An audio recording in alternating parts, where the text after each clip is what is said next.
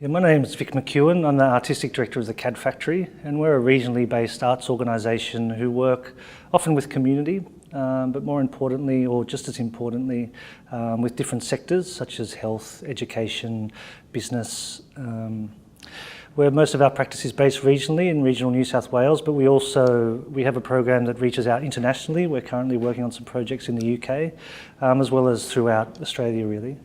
On top of that, I'm just finishing my time as the inaugural Arts New South Wales Regional Arts Fellow, and I've just completed my time as a 2015 Artist in Residence at the National Museum of Australia. And I sit on the Arts and Health Advisory Committee, which is a state board which is newly formed, and its purpose is to advise about arts and health issues to local, state and federal government. I think the very process of artistic practice makes artists perfect people to work in education. You know, as part of arts practice, we're undergoing a number of processes such as self-directed learning. You know, we're guiding ourselves in whatever it is that interests us or whatever we're researching. We're often researching multiple paths at the same time, so you know, it's often not just one issue that we're kind of researching when we're developing new work. And often the immense amount of problem solving that we undergo when we are developing new artistic projects. So I think if you take all those skills and put them into an educational context, then I think that it really brings a wealth of benefits to students and teachers in educational settings. I think we have practical benefits such as, I know from my personal experience in working within education, of the immense impact we have on increasing on-task time, which is something that educators have is often an issue for them, how much time of the day are students engaged on task. And by creating innovative arts projects, we're able to increase that on-task time. We also are able to have immense benefits with working with students who are at risk of disengaging with the education system, and that might be for a number of reasons, whether that's personal reasons outside the school, but also it could be just about reasons that are as simple as people learn in different ways, so not everybody is academic. So by bringing in the arts as a tool to enable learning, I think it's able to access both students who can engage academically, because there is a rigorous kind of research aspect to a lot of artistic practice, but we can also engage students who have a different type of learning and who want to engage more organically, and the arts are a perfect medium for that.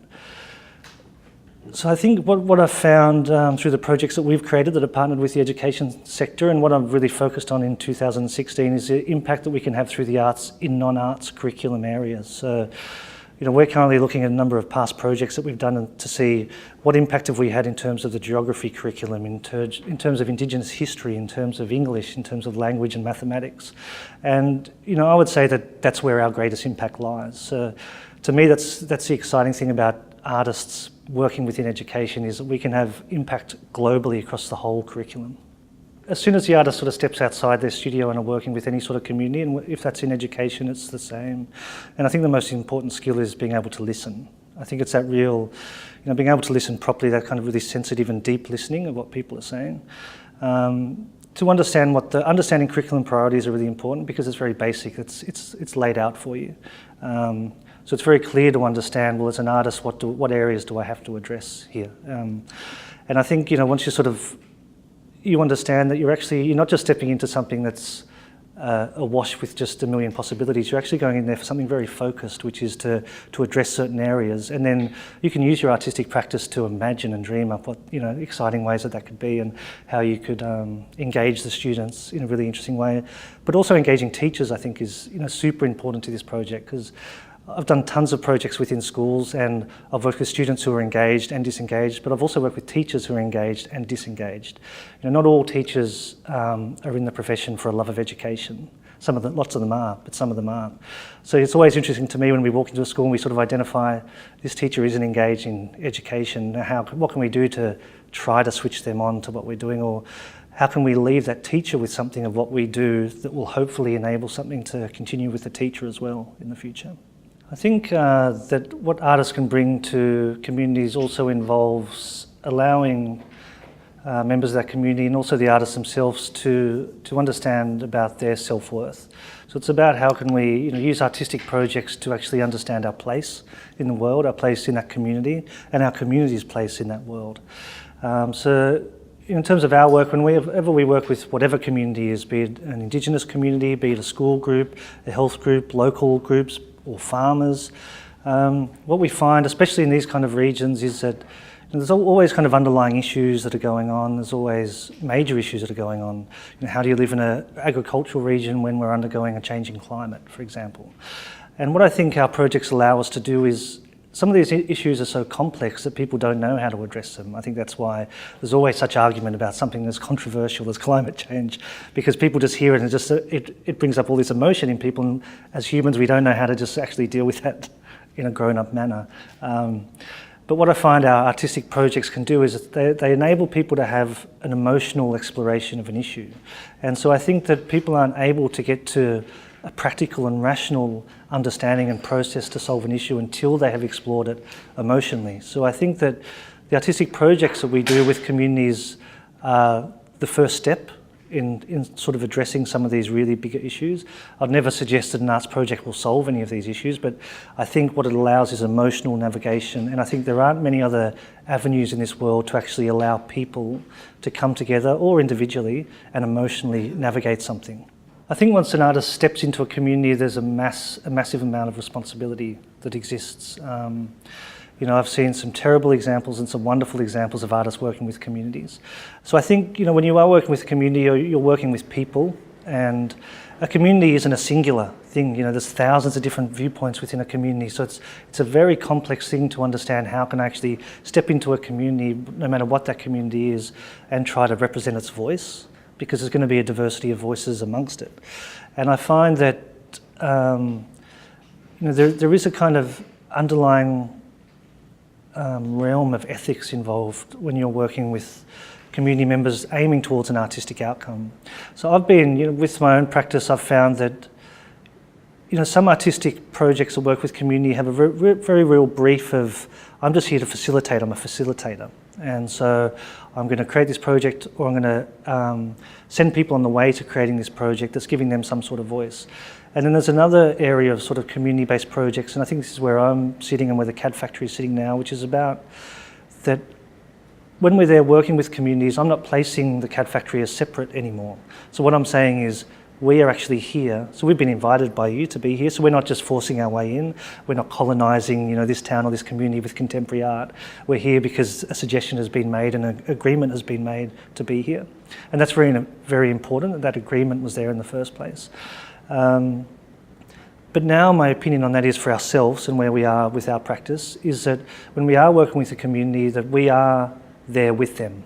So we do have a voice within that. And now that's such a fine line, and that's where things can tip really kind of awkwardly. And I think that's where some of our success has been in navigating that line ethically. And I think I don't really know how to put that in words yet. That's what I'm trying this year to understand. What does that mean? What actually is it? Because to me, it's just a process of listening and being with other human beings. But if I actually want to sort of share what I think that is, or what I've learned from that, I'm trying to understand now, what that actually means. But I think, for myself, I think at the moment that I am having a relationship with people, and what I'm bringing to that place and to that situation is my experience as a contemporary artist.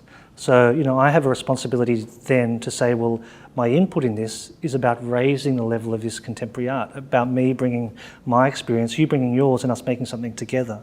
So that's really where my practice is sitting at the moment.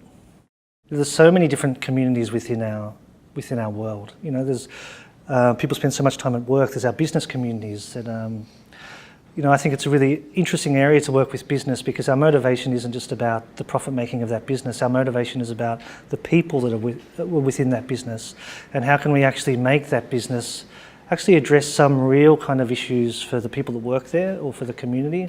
How can we look at real issues such as change management and actually instill proper real communication through the arts, rather than spending $150,000 on putting up posters in staff rooms, which I've heard examples of when we've worked in businesses. So it's about real and that's about value for money for them, but it also has a real outcome. So I think what's interesting to me is that we can look at the world and understand that it's full of so many different sectors, and all of them can benefit from the arts. If we see the arts as being primarily about communication, primarily about problem solving, about sort of new areas and about research and exploring and experimenting in new things, but with the aim of an ethical aim with communication at the centre of it, then the arts have benefit anywhere. And it's how do we, as artists, sort of understand, well, how do I navigate my way into these places? The sectors are surrounding us everywhere.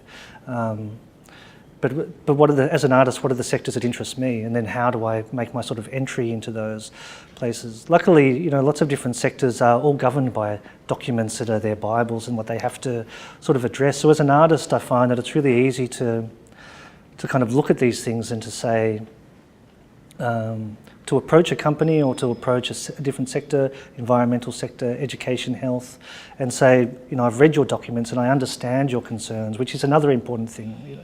As an artist going into these different sectors, that we must understand that it's just as the concern of our partner, be that a business or be that a health institution, are just as important as our artistic dreams, I guess. And so actually what we're trying to achieve through our artistic process is actually what our partner is trying to achieve. And it's by sort of getting that sort of initial negotiation into a place where you find that it's ethically just for you, means that you can address very practically an issue that organisation or that sector is grappling with. And then this is where we start sort of understanding the benefits of the arts throughout all sectors in society. I think if we look at if we understand the arts as having intrinsic value in terms of learning and in terms of understanding and in terms of communication, that if we sort of embed that sort of educational knowledge and the artist as an educator, searching for new ideas, trying to share information of new ideas, and also sharing processes of how to uncover new ideas, then we again see the role of the artist as an educator throughout society as being critical. So the CAD Factory is a small organisation. It's run mostly by myself and my wife, Sarah McEwan, and we have various people that come on board. We often invite visiting artists to come in and work with us. And our projects, we moved to Narrandera in regional New South Wales about 6 years ago, and we started for the first few years with the regional residency program, which was funded, which we invited 3 national artists and 1 international artist a year to come and make work individually with an outcome at the end of that time. And after those 3 years, it just kind of grew into doing sort of big projects. So for example, we worked with 5 one-room schools in our region. And they're schools that might have, the small school had 7 students in the entire school. It was a primary school from grade 1 to grade 6. And the biggest school was 29 students in the entire school. So these are schools that are facing really harsh issues of ageing population, of population drift. In the process of that project, one of the schools closed down, for example. So this is what happens as the numbers get sort of too low. So we worked with those schools, but looking at those issues. So the topic that one school looked at was population drift, for example. So it really allowed those students to sort of understand themselves within the context of their place. So we did sort of large projects like that, which ended up in a massive projection event on a silo with all those students coming and performing to a great big audience in the middle of nowhere, it seemed. Hundreds of people out and just surrounded by fields. And then we've done some projects, for example, working with Sunrise out in one of their rice mills, which we created the CAD Factory and Sunrise Contemporary Arts partnership with them. So that enabled me and 2 other artists to work within the rice mill, with the workers of the mill, but also with the surrounding rice growing community for several months. And that ended up again in a big outcome which sort of roamed around the rice mill site. The entire town nearly came out. It's a town of 600 people. There was 400 people at the event. It won Event of the Year in the region as well. But that had massive outcomes for the staff, for Sunrise and for us as artists as well. Straight after that, I worked on a project in a town called Yenda, which was devastated by the floods. And I received a call from somebody in Yenda saying, would I come and speak to the Progress Association to talk about if there was an arts project to do there. So Yenda isn't on the river and it was never meant to flood, and it flooded through the irrigation channels. So there's all sort of complications about, is it somebody's fault that the flood happened? And I think that's still going through court many years later. And so, Yenda, when I went to Yenda, it was 1 year after the floods, and just over half of the people had returned. So people were still fighting with insurance companies because it was never meant to flood. Nobody had flood insurance. So people had lost every possession, their entire building that they'd worked, their house, everything, because people just went to work and got text messages saying, town's flooded, don't come back. And some people a year later hadn't gone back. Some people, when they first returned, the first thing they saw was piles of dead pets that the council had gone and cleaned up before people had returned, but hadn't removed from the view of. So I worked with that community for a year. One of the most sort of psychologically complex projects. I'd be with families as they returned to their house on the first ever day. They returned a year and a half later into their house and would be with those families as they broke down in tears and sort of understood what it meant to be back in their place. But that ended up, in a beautiful event where the whole town came out onto the street, and around the town there was projections and installations with all different sorts of groups, school groups, an old knitting group, the rugby team. I went as an artist to rugby training and met with the rugby team, who were a central part of the town. So that was what I mean by sort of understanding the place that you're in. Everybody mentioned the rugby team, so it became very clear to me I have to go and meet the rugby team. And their coach agreed, so I turned up to training one night, and I wasn't very comfortable, but they were great, and we created something together. And so it's that sort of stepping into areas that are kind of a bit scary sometimes.